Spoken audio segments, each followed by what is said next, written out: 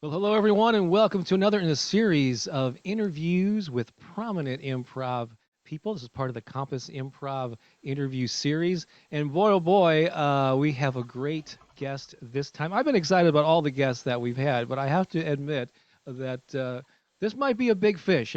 Michael Gellman, tell you what, you are an iconic figure in the history of improv, and it's the All go on. and it's well, go on. It's great to have you here. So, hello, Michael. How are you this evening? I am terrific. Thank you Awesome. for asking. Awesome. Yeah. And I'm so glad that you were up for doing this. And we've exchanged emails the first time that we're meeting here. So I'm just gonna I'm gonna just ask the viewers here or the listeners a question. I'm gonna have a list of names here. Dan Aykroyd, John Candy, Bill Murray, Gilda Radner, Chris Farley, Steve Carell, Steve Colbert, Tina Fey, George Wendt, Del Close, Dan Castellaneta, hope I got that right. Hey, Charna Halpern, Mick Napier, Armando Diaz. These Many of those names may be familiar to you, and these are just some of the people that Michael Gellman has either directed, taught, or acted with. You're in pretty good company there, yeah, Michael. I've been really, really fortunate to explore this work with a lot of extraordinary people over the last 50 plus years. Oh my God, that is amazing. So Yeah. we're definitely gonna unpack a lot of those stories. Just want to remind people that so this is again brought to you by Compass Improv, which is a nonprofit based in St. Louis, so they're dedicated to a mission of spreading the good word about this art form to folks here in St. Louis and far beyond. And I'm sure, Michael, you are familiar with the Compass Players, Hmm. right?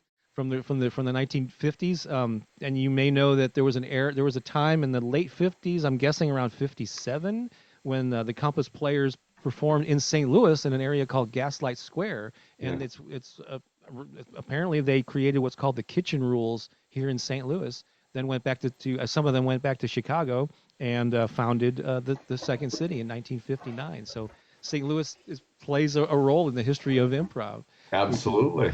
which is pretty It which was is like Del Close and Elaine May and Mike Nichol. It was a pretty extraordinary cast that came out of St. Louis. Oh, cool. So yeah, you're well, and Paul Sills, I guess, was part of that. I think, right? Yeah, although Paul, I think, was primarily in Chicago. Okay, I know he was one of the co-founders at Second Yeah. City, if I'm not mistaken. But yeah, so they rode the wave there. So it's really cool to. There's a really, if for people who are interested, and I'm kind of an improv geek, so I am, but there's an extraordinarily good book that talks about the early days of the Compass, but also the early days of improvisational theater called The Compass. And it's written by a woman named Janet Coleman, who has still has a radio show she does every week out in New York and is brilliant. And her husband, David Dozer, who is also brilliant.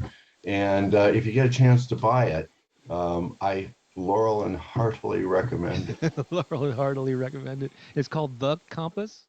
I think it's called Compass or The Compass, but Okay, okay, all right, if you cool. look up Janet Coleman or The Compass, it'll pop up on Google. Nice. I'm fascinated with that history too. So here's the plan. The first half hour or so, I'm going to be asking Michael a series of questions. We're going to have a conversation. But then later, the second half of the show or the interview, Michael will answer any questions that you post on Facebook. And so we've got Sarah there. Any questions in regards to improvisation? Yeah, improvisation. Maybe we should clarify that. Huh? Yeah, yeah. Let's limit it to that. Maybe gardening tips will be for the next interview. So at any time, start posting your questions there. Sarah Beatty is keeping an eye on those. I want to also thank John Chapin, who's handling our tech behind the scenes here. Doug Imler is also our president, is also mixing it up there in the chat. And so post your questions, and in the second half will be Michael will do his best to answer your improv related ones. Um, so you have I got notes here. You have been at the forefront of improvisational theater for decades, and these are just some of your list of credentials. You're an alumnus of the Second City Mainstage, I'm assuming in Chicago. You were the artistic director of Second City Toronto. You're a senior faculty and founding member of the Second City Training Center. Um, I told you I was going to mention your book, and you're author of Process and Improvisers Journey, Go buy it. Yeah, go buy it. It's I available on get a Amazon. nickel every time it's sold. A whole nickel. Were you originally from Canada, or uh, No, where? no, I Yeah, where are you from? born and raised in Minneapolis, Minnesota. Oh, all right, cool. Yeah. And so I'm just curious. This length. So when did you like? You're involved in theater. You're involved in improv. Did one come first? Like, were you a theater person or an actor or director? Um, but it's first, and then you discovered the improv part of it, or did it happen the other way around? Simultaneously, I think I was really lucky. Actually, uh, I've told this story before, and I've told it on air before, but I'll make it quick.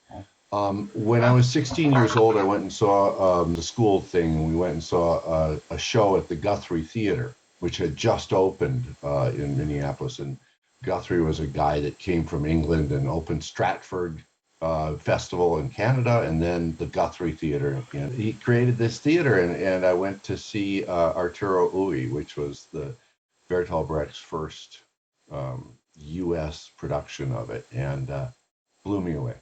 I went back home and told my mom and my dad that I found out what I want to do, and it was great. And they said, "Oh, for God's sakes, don't do it. We don't have anything against theater. Your mother's a theater major, but you will starve to death." And they weren't far off. So my mother, to discourage me, said, "Hey, listen, why don't you, if you think you really want to do theater, why don't you get a summer job and in a theater and see if you really like doing it?" And she was hoping that I'd say, "Oh, no." And I went to this extraordinary theater. Some people know it, Dudley Riggs, Brave New Workshop in Minneapolis, still going. And it had some extraordinary people. One of the people that I worked with that I really loved was Pat Proft, who did Airplane and Eight and a Half Guns, and just an extraordinary comedian. And there were a lot of wonderful people there. And so I started building flats and sets and platforms. And they said, "Do you want to be stage manager?" Because the guy was quitting, Scott Pollock. And I said, "Okay." So I was stage manager when I was 16. Oh wow! And what year? What was this, if I can ask? 69. So I was going to the University of Minnesota and studying theater, and I was doing regular straight theater, and I was doing comedy review at the same time, and comedy review won out. That's awesome. So by '69, though, the Second City had already been going for like a decade, right, in Chicago. Yep. So, and I guess that was the main improv game in the country. I suppose was well, at least prominently was there. So now I want to get I'd like to and take me through whatever you want in this history, though. But I want to address the birth of long form. So, what was your involvement in creating this thing called long form improv? Because I guess at the time, Second City, even though it's known for improv, it's actually heavily, their shows are heavily sketch comedy, right? They kind of come out and they mix up improv games with the sketch. That's what was going on in like '69 or in those years? Yeah. Well, I asked Ron where he learned it, and he said Second City, Chicago. And I said, "Okay, I'm going there." Mm-hmm. And I went there and knocked on the door, and they said, "Get out of here. Go finish at the University of Minnesota and then come back." And I said, "No, I want to work now." And I bugged the shit out of Dell for like 6 months till he let me in, or 3 months or something. Anyway, but at the time, improvisation was, I think improvisation has 4 different time zones, and the first started out with Viola Spolin teaching kids, and we all know that that's where the games came from, and that's where a lot of the educational principles and the idea of yes and the idea of positive reinforcement in education. It was really revolutionary at the time, and so that was the first one. The second one was comedy review. So when I got to Chicago, improvisation was, if you said improvisation, it was comedy, and it was a review style format, and that was it. That was improv, and anything else was not improv. But was it an element of sketch in that review era? Yeah, it was scenes, songs, well, Laura and her husband, they are steeped in that tradition as well. Right. that idea of scene, blackout, song, scene, blackout, song. I mean, 2 acts usually. The third act was free to the public and improvised. It's where the new show was developed. So there'd always be a new show being developed while you were performing the current show. Okay, so the main show was it was scripted, even though it came out of improv, and they used that third act where they did a lot of improv games to create the next upcoming. And what we joked about, it was never scripted.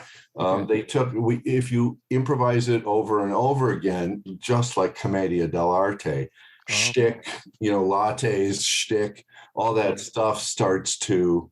It's like, oh, that works. We're going to keep that. And you do that night after night for like 30, 40 nights, and you have a pretty set show. So they tape record opening night, and then they'd have people like in the touring company typing it up the next day, and then that would go to the touring company. So the script was whatever was done opening night, mistakes and all. Oh, wow. And so it's kind of interesting because sometimes people would be performing a scene and it was like, oh my God, that was a mistake opening night. And it's like 10 years later, it's still being performed that way. That's awesome. So which is different than other short form shows where you might be playing the same game, but the content is different. But it sounds like in a review, the characters and the content and the plot was the same every show. You just kind of loosely scripted, right? Oh yeah, no, and there was a real theater discipline about it. It was the show. It wasn't yours to mess up. The director would come back. Production stage managers say, "Hey, you're losing your laugh in that scene," so it was very strict. Thank you. My wife just brought me a cup of coffee. She's a brilliant theater person and a great coffee maker. So sorry, everyone. No worries. Yeah. So that was the second stage. Was the comedy review that we just talked about, right? Yeah, and it was an extraordinary cool time. I got there, like I don't know, in the 73 or so, and Canada it was just starting. So my first company that I ever worked with was the Canadians, because they were in Chicago for a month. And the guy I was understudying was going to SNL. So actually, SNL hadn't been invented yet. It was a National Lampoon Radio. Okay. And so he went there, and he said, he's not coming back, so why don't you work with the Canadians? So my first company was like Danny Aykroyd and John Candy and Gilda Radner. And it was like this extraordinary group of people. And we were all 21 or 22, so I didn't realize they were going to be extraordinary, but it turns out they were just incredibly talented. So your role in that troupe with Dan Aykroyd and what you were just a fellow actor performer, right? Yeah. Okay. That had to be, and you had no clue at that point what those people were going to go on to do, but what great memories. Yeah, it was.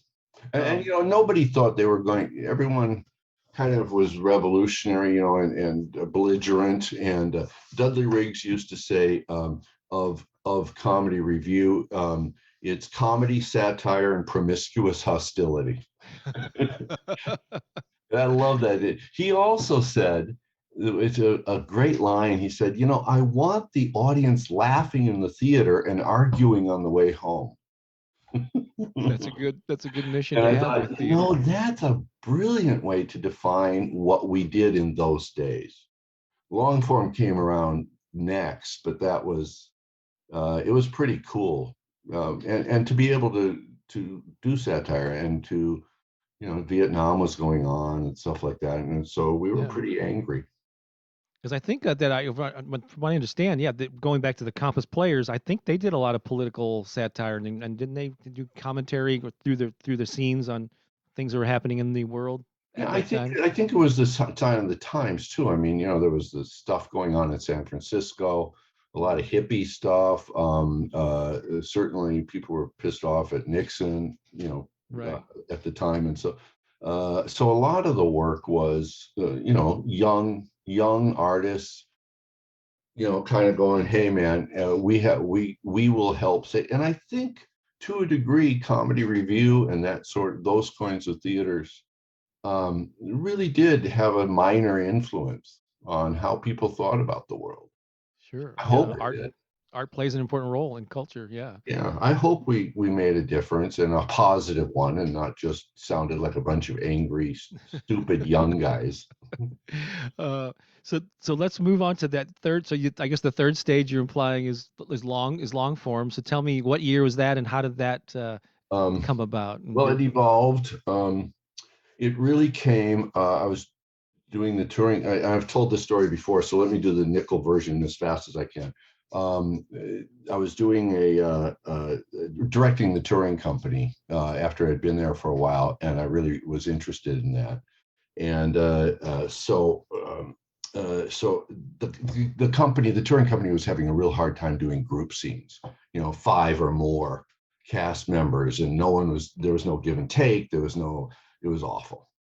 right. And so I said, okay, you guys have to be on stage for 30 minutes, no exits, no entrances, and you have to sustain your character for 30 minutes. I'll time you, go. And the first 15 minutes was just horrendous. it was just a cluster, what. And but the last 15 minutes, someone came, said, I was listening on the radio, and they said, wait, Kennedy just got shot, John F. Kennedy. And so, that put it in its time. And then it was a series of these characters we had seen in the first 15 minutes reacting to this news and each other, and that sense of how it was going to change the world. And this was like, I don't know, 73, 74. It was a ways afterwards. And it was one of the most powerful things I'd ever seen. And so Del was a very good friend, and my director, and probably scary mentor. And so I went to Del. I said, Del, the most amazing thing happened. They were on stage for that, and this is a fabulous piece of theater. And he goes, yes, it should be possible to improvise a one-act play, transcribe it overnight, and send it off to Samuel French in the morning for publication.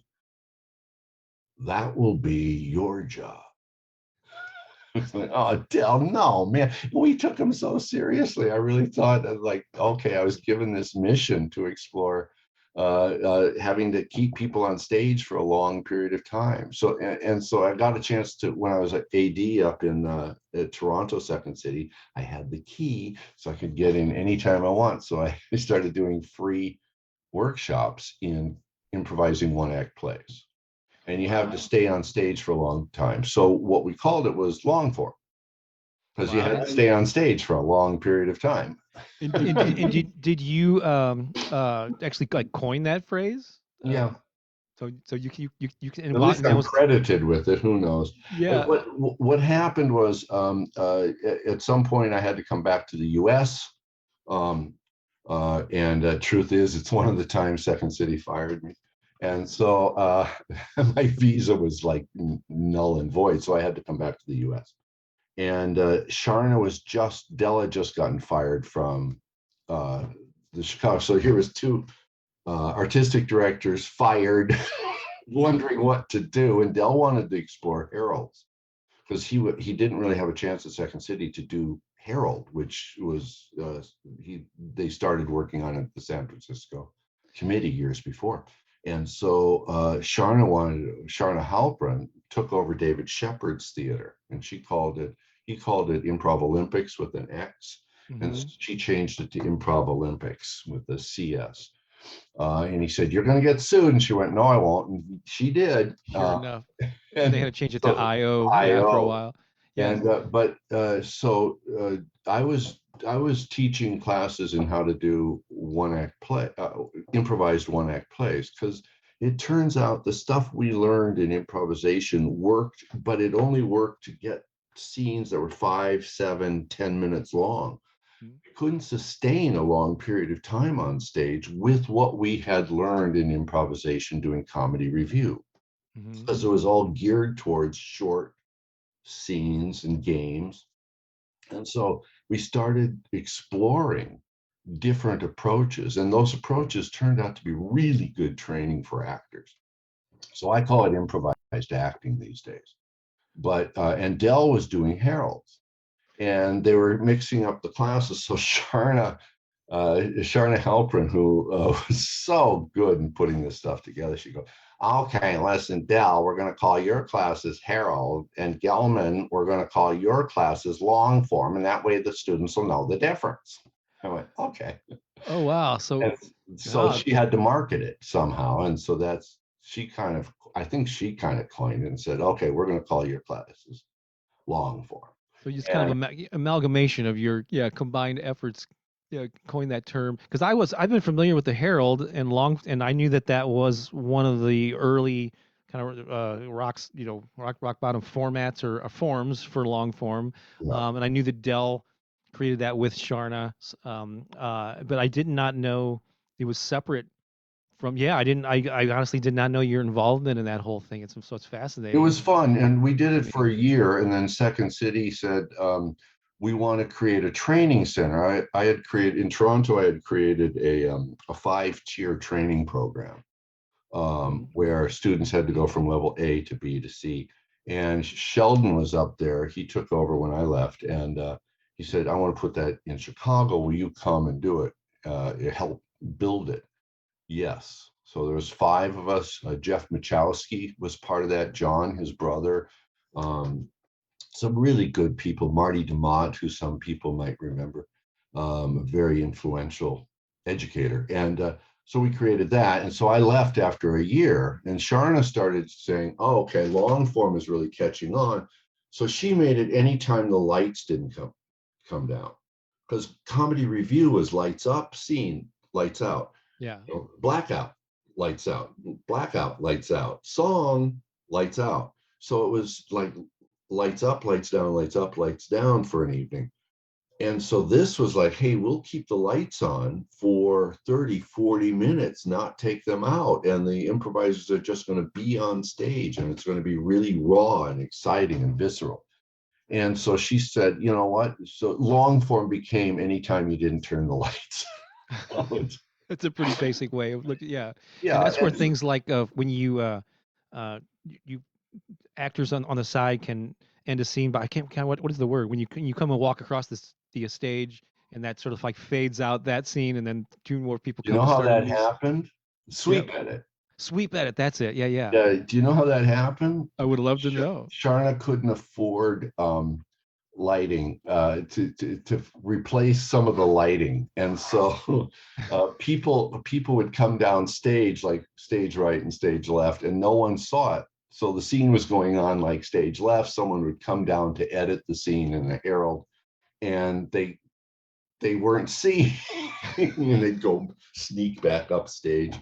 So I think it was Dave Pasquazi. I don't know for sure, but I think David at one point just went, "Ah, fuck it," and he just like walked across the stage. It's like, "Get it? I'm editing." Had to make it super obvious, and and now it's a so thing. yeah, and it's a thing because it was a bad light. So almost, this is really stupid, but a huge amount of the innovation in improvisation, I think, is either due to lack of money or poor lighting. It's just, how are we going to get around this? Oh, I know, we'll do this. And then it becomes a thing. And you keep doing it even when you'd have the good lighting, right? Right.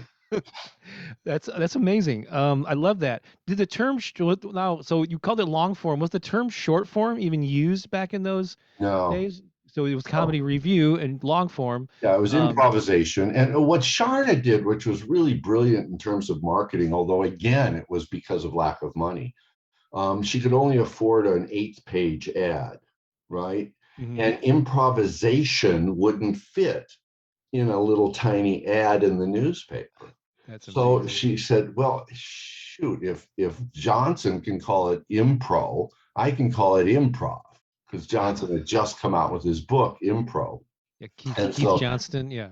yeah, in out of Canada, out of Calgary. And so she put it in like a half circle, as I remember. And this is all my memory, and I have false memory syndrome. So I think it was brilliant, and it might have been horrible in those days. But so she put it in a circle, and it almost still didn't fit. But then it was improv, and Wow.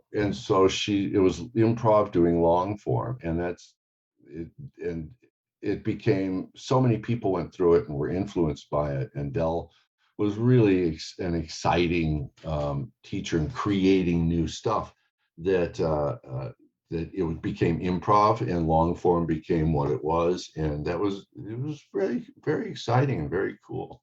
And then there were two branches, right? There was comedy review, which was what it was, and it was brilliant. And then there was also long form, which took on its own path. I love that. I'm actually friends with Charna on Facebook. I'm going to ask her about this story about Now the. remember, my memory I might know. I'm going to not say be Michael hers. Gellman's memory.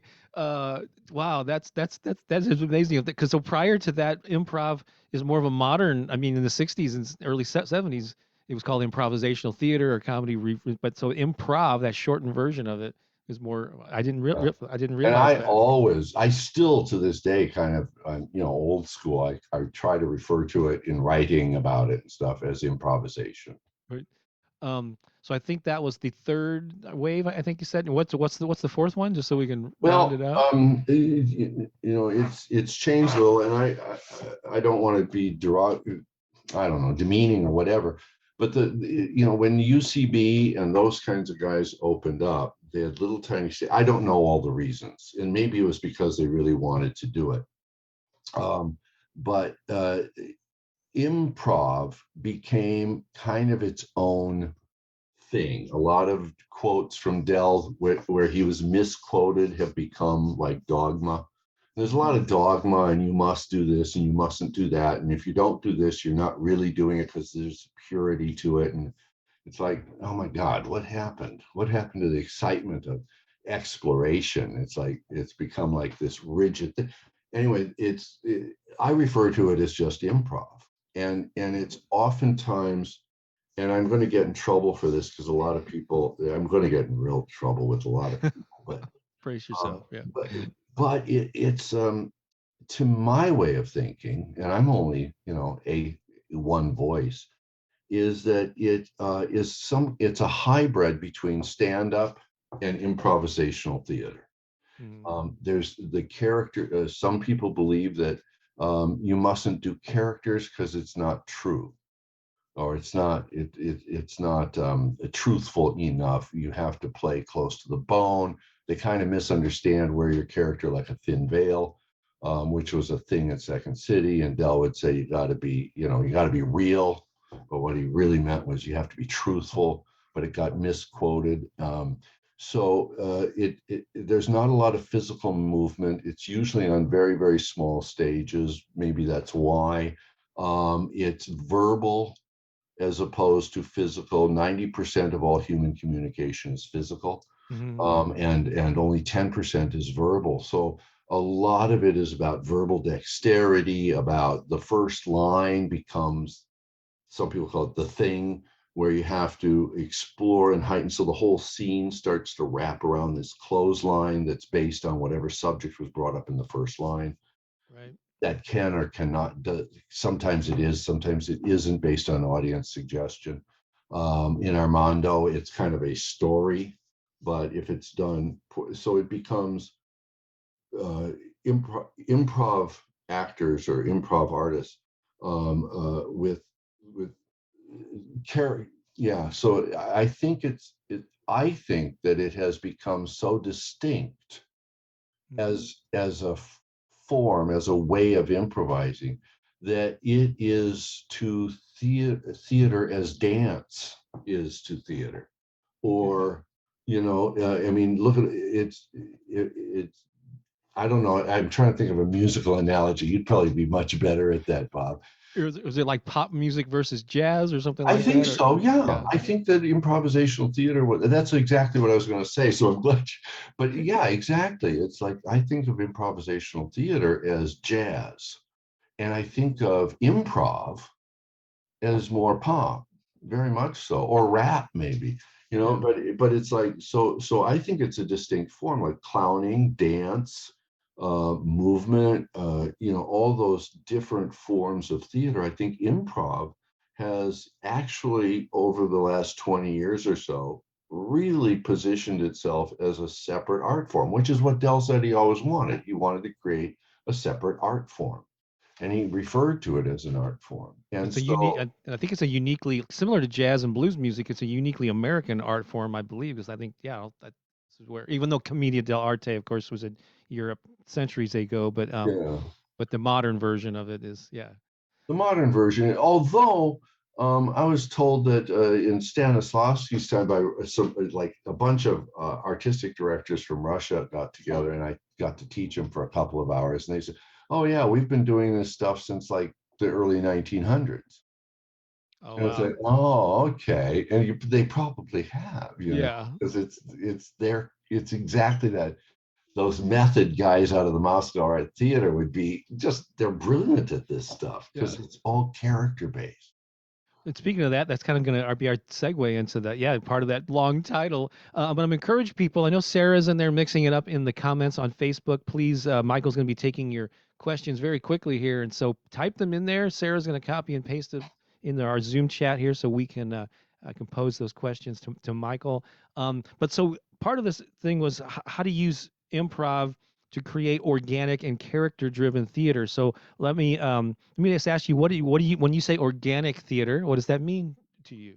Um, uh, well, it was a great theater in Chicago, but to me, it theater is based on character. Okay. Right, and so if you are improvising from character and not from the writer in your brain, not from the director in your actor brain, but from the character, so the character is in the foreground and the scene is pulling you as you improvise rather than you pushing the shit out of it.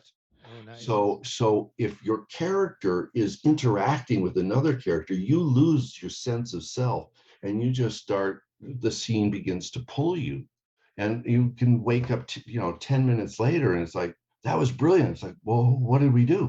Because the character is so involved. So to me, that's when it becomes organic. That's when it becomes theater as opposed to improv. It becomes exactly what happens when you're in a brilliant play and you're in act two, and it's just living moment to moment to moment.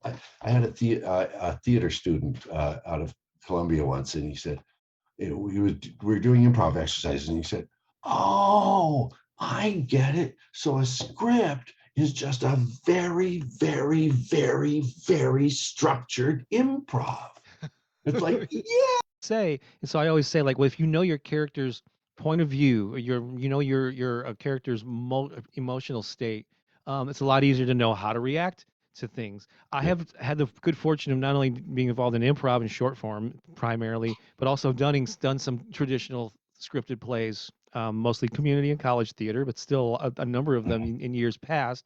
And you have weeks to figure out like what the backstory is, and there's that classic thing, what's my motivation and all that, which you do over the course of weeks. But in improv, you have to figure out that stuff in the moment.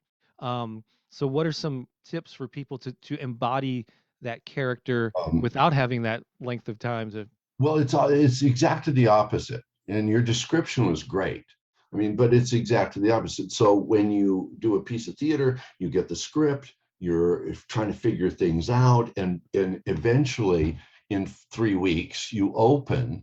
And so what was the actor brain in the foreground is now the character, and the actor is way in the background. Okay. In improvisation, it's exactly the opposite. Oh. So in theater, you hope by opening night to have a really great performance. In improvisation, you start with the character, and hopefully by opening night, you have a really good script. Mhm. So they're the exact same thing, only in opposite directions. So in improvisation, we start with a character and we find a product at the end of it. Whereas in theater, we start with a product and hopefully we have that character and that performance at the end of it. That's But cool. it's all the same stuff. Yeah. Good acting is good acting is good acting. Right. And even though you're playing a character, we all always pull from our own. I mean, we have no choice but our experience to pull from our own personal experiences, and tap into memories, emotions we felt in the past to inform that thing that we're creating in the moment. Is that helpful, or is that something you teach to Yeah, tap into yeah, your own? yeah. When you're really in the, Delcy, you said when you don't know what to do on stage. Dell used to say, he has a great, one of my favorite quotes. If you don't know what to do on stage, fall down and figure out what to do on the way. At least you're doing something. And that's my favorite quote. But he's got a point. Move. When in doubt, physically move. Um, so we do have some questions coming in here. So Peter Barg, who I mentioned, he's a St. Louisan who's attended some of your, I think, your online classes. He says, would you mind sharing? I'm just reading this for the first time as I say it. Would you mind sharing some theory? You say improvisation is acting. Couple that with stop thinking, the importance of emotion, and a player does not need to explain. I guess that's probably, I have a feeling that's things maybe he's heard in your classes. Does that make sense Maybe. to Yeah. you? I mean, I think he said it. Peter has a way of doing that. Hi, Peter. It's to me, it's the same thing we learn in theater, and that is, you know, you play the character. You play the character. Oh, I don't know what the question was. It was too complicated. Peter's question, right? Yeah, give it But to me. it was more like, yeah. Would you mind sharing some theory? You say improvisation is acting, and improvisation is acting. Couple that with stop thinking, the importance of emotion, and a player does not need to explain. Yeah, I from my way of thinking, whether it's a play or an improvisation, it's the character doing the work, and the character's out front. And if you can sustain a good character, you can improvise, or you can do a scripted piece of theater, because ultimately it's the same thing. And to not explain, I think what he's talking about in the don't explain stuff is you don't have to justify what your character just did. They did exactly what they're supposed to do by virtue of the fact that they just did it. So whether they go left or right, up or down, whether they say to hell with you or I love you, it doesn't matter. Because whatever your character does in reaction to the other character that night, that's what the thing is you are presenting to the American public. You are improvising, the audience is watching it, and just like a play, they go, oh my God, that character reacted just the way I would. Yeah. Or they go, oh my God, that character is totally that character. um I'm thinking of the Academy Awards last night. Oh no. That's a reaction. Whack! Yeah. Shut That- the fuck. oh my But God. you know, Yeah. but so who would have expected? That's a good example, maybe. Who would have expected that? He didn't have to turn around and explain it. The reason I slapped him is because my wife might have been offended and I'm very tired and strung out. And so I snapped. I mean, he didn't have to explain to the audience what he did or why he did it. Right. The fact that he did it is is the action, and that's what we watched. And then Chris Rock's reaction and his ability to kind of like, okay, let's get the show back on track here. That was a parenthesis. We still have stuff to do. I thought he did that pretty well, and so that was his reaction. Yeah. And if it had happened a different way, it would have happened a different way, Right. and the audience will accept whatever it is. And something you said just a minute ago reminded me have to ask you. So when you're improvising a scene and you're reacting from your character's point of view, I guess in a performance at least, you're communicating with two different audiences. I guess one, yeah, you're communicating to the audience what's going on in the scene, but also to your fellow player that's on stage with you. They're interpreting your reaction at that character and then responding to it from their character's point of view. So you got a couple of layers going on there, right? And I delineate between, and this is so silly, but it's my little pet bugaboo. I delineate between reaction and response. And I Okay. think of reacting as being emotional and physical, and response being verbal and somewhat intellectual. So Mm, if you're focused on the response, you're probably not going to be in a great acting place, maybe a good writing place, but mm, not in a good improvisation space. If you're in reaction, physically reacting, emotionally reacting, and then the words come from that, then you're in the moment, and you're doing the work very well. And the audience will watch whatever you do. So my thinking is you don't have to worry too much about the audience. Hold for okay. the laugh. Always hold for the laugh. Yeah, yeah. And your actor brain will be there going, oh, they're not digging this. Do something interesting. But in general, if you're really doing your work and doing it well, and so is your partner on stage, then the audience will watch it and you don't have to worry about their experience. That's right. True. Yeah. You stay in the moment and yeah, how the interplay between you and your on-stage partner, they Yeah, will be and taken care half the of. audience is going to go, that sucked, and half the audience is going to go, that was brilliant, and hopefully they'll argue on the car ride home. I'm not sure what this term is, but Dave asks, "What's your opinion of lay-ons?" I'm not sure what a lay-on is. uh, well, someone asked me about what does pimping mean the other day, and a lay-on, traditionally, I don't know what it means now, but when I first heard it, and I think Mick Napier out of Chicago kind of came up with that idea. But the idea, as I understand it, a lay-on is, well, Bob, you're doing this because you kind of like religion, and you got the three things in the background, and I can see that what you're really trying to do is be a priest. Now, that could be a lay on. It could also be a lay on, like, well, you know, I've heard you sing, and you're so, I would get it better if you sang it to me. And that's sort of half pimp, half lay on. Oh, okay. I see. You're A lay setting up your on, partner. Yeah. yeah, and it can be used in exposition as well. You know, listen, a 37-year-old general like yourself should know enough to know that, and it's like, okay, did I just give you a character that you have to shift, or did I lay that on you? And where does that line? I don't Yeah. know. And I've heard the term endow. You're endowing your partner with the character or some role that they're or yeah personality. Yeah, and that's old school improvisation too. It's like, we used to drill, just so we'd learn what is required in improv, in exposition, who, what, where, raise the stakes. Mhm. And so Dell created this game for us to play where we had to create who, what, where, and raise the stakes in 3 lines. Oh wow.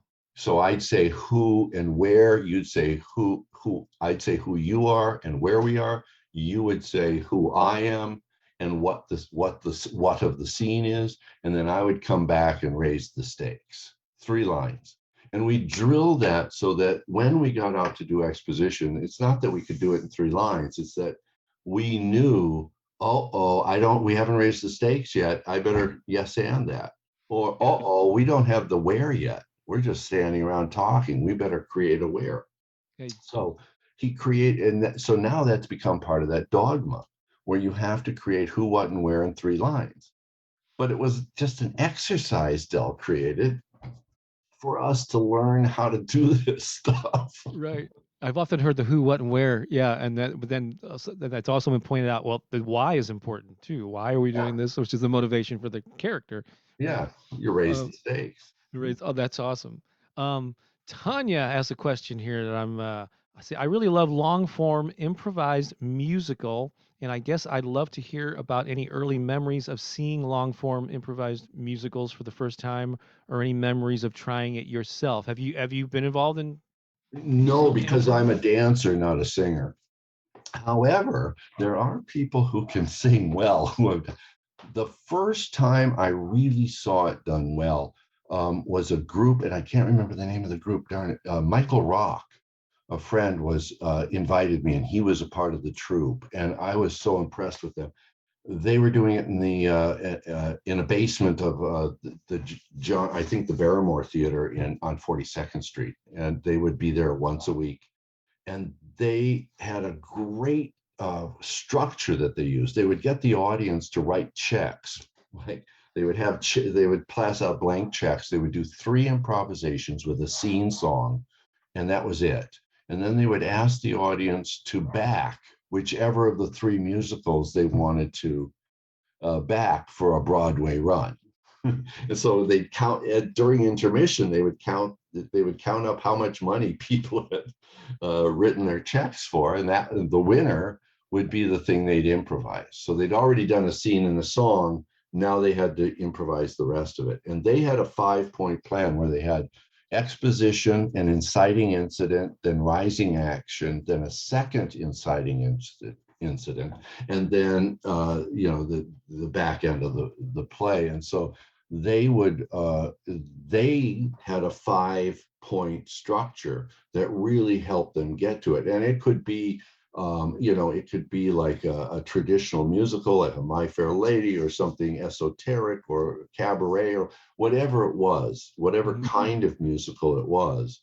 It could still fit into this story structure that they use.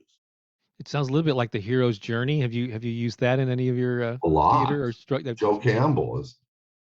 Dell introduced me to Joe Campbell. Oh, Joseph Campbell. Oh, who's renowned for that. Yeah. Yeah, well, he wrote the book Hero's Journey. It was his doctorate Oh, wow. So you met thesis. him. Oh, Yeah, and it was really cool. It's like, Dell, you're introducing me to one of my heroes, man. wow. It was really nifty, but I use it a lot, and I know it's being overused now, but when it first came out and people kind of didn't know about it, and it hadn't had the PBS stuff, Yeah. And he's responsible for the Star Wars, Right. structure. David Lucas used that. Yeah, for his script. Right. Yeah. Absolutely. And if you watch the Bill Moyer tapes on PBS, it's all done at the Lucas Ranch. Oh, wow. So he was riding pretty high from being a college professor one week to kind of being, so he quit teaching and moved with his very young wife to Hawaii, I hear. So he did okay. Joe Campbell. He did all right. Just going to remind people our remaining minutes. We're heading into the stretch here, but you still have some opportunities to ask Michael your questions live. So post those in the Facebook comments, and Sarah will be feeding them to us. A couple of follow-up things while we're seeing what kind of questions we get. I'm just going to go that list of people that you worked with that I mentioned at the top of of our time together here. I'm just going to say some names here of some of these well-known people that you were associated with, and just give me like what's an impression, like a one sentence or two, like what stood out about their skills, their abilities, or personality, or anything that you want to share. I'll start off with how about Dan Aykroyd? A brilliant blues man. I'm not sure. He was brilliant. I'm going to say he was brilliant, or she was brilliant, to every single name you bring up. Okay. Just to warn you. Brilliant. But if anything specific, like what was their skill, or what did they bring to the performance as you remember it? Yeah, that would be great. I think that there's a point when you improvise a lot and you start doing it professionally. There is a tipping point where one night you do a scene and you understand that, to that extent which you can bring yourself to the work, is that the night or the performance that you've changed your improvisational skills forever. So I think the people that you are going to mention and were mentioning all had that same thing. They had that point, that moment where they understood the wholeness of it. And I know that sounds pretty hippy dippy, but I really believe it, that they're able to bring everything they've been thinking and experiencing in their life, and like a true artist, You take the world in and you reflect it back, either in a sculpture or a painting or an improvisation or a piece of music. Hmm. And you take in everything you see, hear, taste, touch, smell, and you feel, and you you throw it up on stage through character and through characters. And when you do that, and you're no longer thinking about what to do, but you're just doing it. You're allowing the world that you live in to propel the thing you're creating, that the creation begins to pull you. The thing you're creating is the most important thing. And that's the thing that's in the foreground. You're just hanging on and hoping you don't fall off. Wow, that could be the highlight nugget right there. If we didn't Oh, have a highlight reel of this interview, I that was believe brilliant. that's what makes people really, really great, whether they're sculptors or musicians. You Mhm. know, jazz musicians who talk about, I didn't get it till I stopped thinking. Yeah, And then they get it. And it's like, how did you do that? He says, I don't know, man. It just fell out of my horn. yeah, yeah. And Uh, it's like, yeah. I think that's with all art forms, whether you're learning to play the guitar or piano or whatever skill it is. At first, it's mechanical, and you're wondering where to place your fingers or how to go through the. But then at some point, it switches to where you're doing it more on the technical part falls away, and that's more on autopilot. And then you start being it and living it. I I, truly believe that. And I don't think as we were saying, it doesn't matter whether it's improv or acting in a theater or mm, playing music or whatever it is. We all have to go to that place. And it's mm, scary because you're opening yourself up and you're admitting stuff and you don't know what's going to happen. So you really are stepping on stage in a very fearless manner to present stuff, and you don't have any idea of where it's going. right. So that might be some a good chance. I have some a question here. Like, what's the best thing that advice for people that are newer or maybe just starting to learn or in their first year of learning improv? Maybe it's the advice that you just gave here. But what do you tell new improvisers, or what's something that comes up in your classes with more newbies that you Um, recommend? Stuff that has nothing to do with improvisation. If you haven't seen a movie that's mentioned in class, go watch it. If you haven't read that book, read it. If Mm, you look at news, take a bus ride to a place in the city you'd never been before. Go eat some food that you've never tasted. Experience the world you live in, and then apply it to your work. uh, The craft of improvisation can be taught. I mean, we can teach craft. It's like fixing a car. You can teach someone how to put in a new transmission, mm, but you can't. I don't know what the analogy is from that.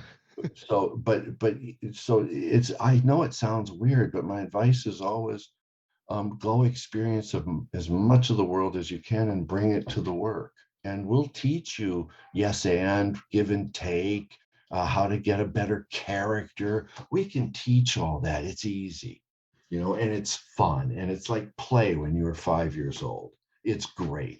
It's so much fun to get to and get rid of your inhibitions. But mm. if you don't have anything to say, then why the hell are you improvising? Right.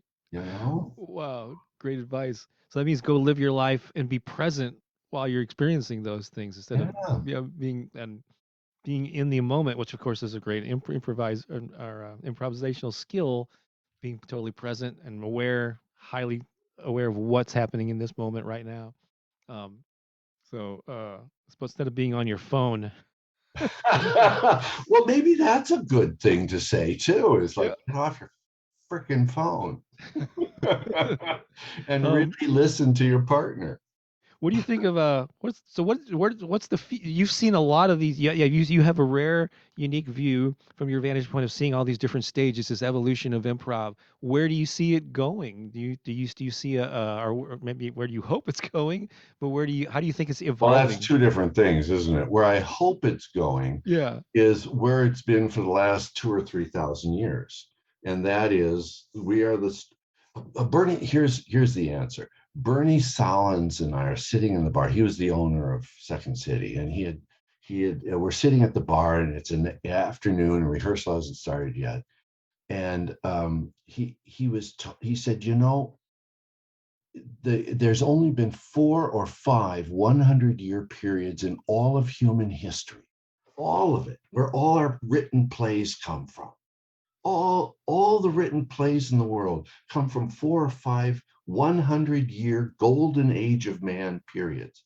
He said, but what we do, creating story, has been going nonstop for the last 4,000 years. And he said, what we do is we create story that reflects our community and reflects ourselves. And he says that never stopped. People would go from town to town. They do it on the backs of wagons. They do it in exchange for eggs or chickens. They would, they would go. They would keep telling commedia. They would keep telling the stories and creating new ones. Whether it was for the tribe around a campfire, or in a town square, or in a newly created town hall or theater, it's just it won't stop. I hope that we recognize that that's our mission as creators, is to tell our stories and to share them and create community. That's what we do. And without that, then it just becomes a little masturbatory, doesn't it? Look at me, mom, I'm making up funny shit. It's like, Yeah. well, who cares? That's awesome. That's an awesome way to kind of wrap things up here. So, Michael, this has been a pleasure. Where can people go to find out more about you? I think you, in addition to, I know the work that you do in Canada. Are you in or near Toronto? You're in Ontario, but is it close to Toronto or? Yeah, and I still teach at Second City from time to time in Toronto, and Okay, I do my own workshops, and my wife and I create shows together. Um, uh, nice. and COVID has really changed all that, so we're doing Zoom stuff. We created a couple Zoom shows, and but we're, I think, like everybody else, we're just figuring out, well, okay, we had this COVID. Mhm. Now what the hell are we going to do? Yeah. How And do we keep the story going, right? do we want to jump back into the same old, or do we want to make it something different? And if we make it something different, what does it look like? Yeah. And I don't know, I don't have an answer. I just hope I find one Right. before I die. But but is your website? It's just is it michaelgellman.com? Is that just your Yeah, your name.com? but I don't really use it much. Okay. Facebook, there's on. Yeah, I'm not using the internet. I haven't for 2 years. So if you go there, it's just like this. I need someone to help me with Yeah. like every other old person. Right. I need like a 20-year-old to go, oh, okay, here, man, I can do this. No Right. problem But there. but do Beautiful. you, so you sound like you do Zoom shows, but do you do Zoom classes too Yeah, that yeah. you teach? There's a group called Vintage, which is a terrific group started in Boston by a woman named Mickey, who primarily deals with people 50 plus. Very interesting group. Scotty Watson Improv. I teach for him once a week. He's out of Jersey, but he was originally a Toronto person. And Okay. it's Scotty Watson Improv, and he's got a terrific website. You can find me on Facebook, Okay. and Michael J. Gellman, Michael J. like the initial, Gellman workshops on Face. I post there when I have something to post. Sounds good. So everybody check Michael's work out, and then you also your book Process and Improvisers Journey is available wherever books are sold Yeah, and online. it's Yeah. the primary writer is Mary Scruggs. She died Oh no. shortly after the book, but she was a brilliant, brilliant woman. And if you get a chance, she wrote about the work we do in the workshops we were conducting. So it's Mary Scruggs, Scruggs, Mary Scruggs. In the books, and so this has been fabulous, Michael. Thank you so much. I so Thank you. enjoyed getting to know you better, and these stories were, yeah, your insights are just fabulous, and I know a lot of people are going to benefit from hearing this. So Thanks for your I time. hope so. Oh, Thanks, Bob. no doubt. Yeah, hang on here. We're going to stop the live stream, but we'll just chat a little bit before we let you go. Sarah said she pinned the link to the Amazon book in the Facebook chat. This will all be also be available on YouTube within the next couple of days or a little bit later this week on the Compass Improv channel there. And so thanks a lot. We'll be back. I don't have one scheduled yet, but we're going to have more interviews with improvisers coming up in the months ahead. So again, thanks, Michael. Thanks everybody for Thanks, watching. Bob. We'll talk to you again later. So long for now. Nice meeting Bye. you. Bye.